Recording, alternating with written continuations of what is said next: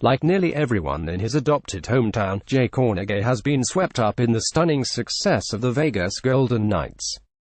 The phenomenon is unprecedented in the four major sports, an expansion team winning its division, and topping that with last week's first-round sweep of the Kings. I grew up in Denver during the Broncos' Orange Crush wave, when everyone wore orange in the 1970s. This is beyond that. Everywhere you look, you see Knights stickers, t-shirts, jerseys, hats. I've never seen that before in this city, said Kornegay, who was among the first to submit a deposit for season tickets before the team was formed. Advertisement There's a hitch, however, for Kornegay.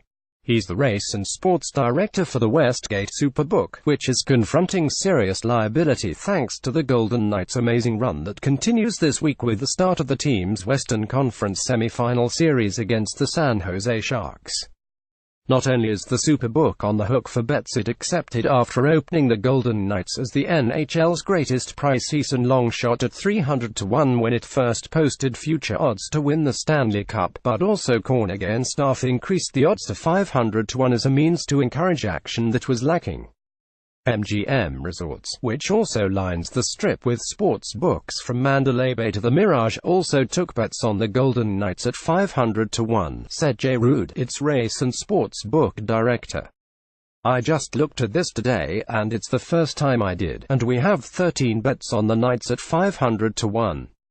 Small dollars, we call them grocery dollars. The biggest was $20, Kornegay said. That grocery money has the potential to transform to $10,000 should the Knights, paced by former Ducks center William Karlsson and Stanley Cup winning goalie Marc-Andre Fleury, produce a cup-hoisting accomplishment for the ages.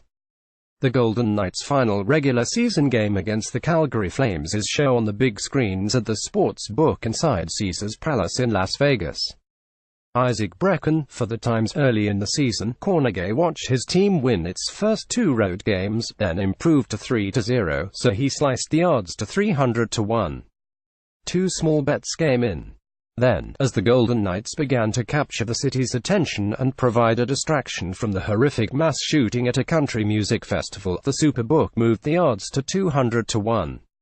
That's when the fans started biting, and the book accepted 57 bets, igniting a new wave of daily betting on a sport that has long stood as the least popular wager among the major sports, behind college football and basketball and less on a game versus fight basis than boxing and the UFC.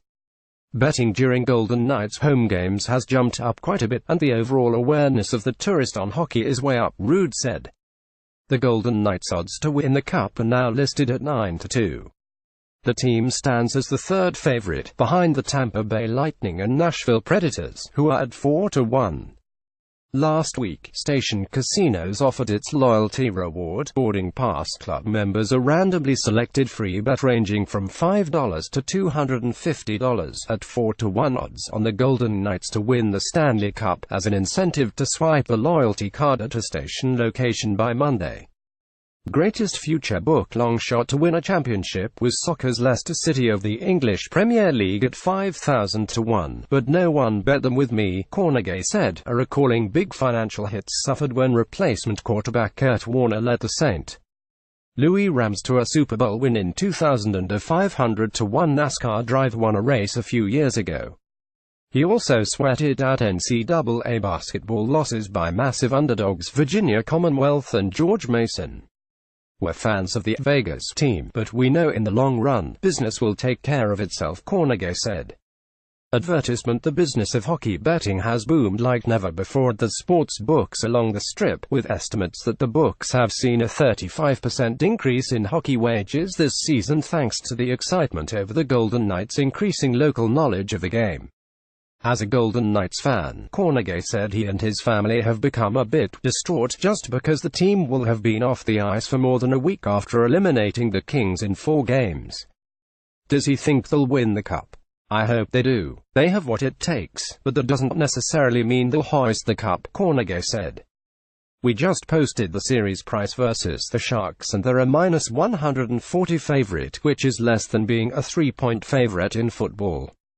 They've got a long way to go, and it's hockey, where anything can happen. There's so many upsets in this game. You can run into a hot goalie, have injuries.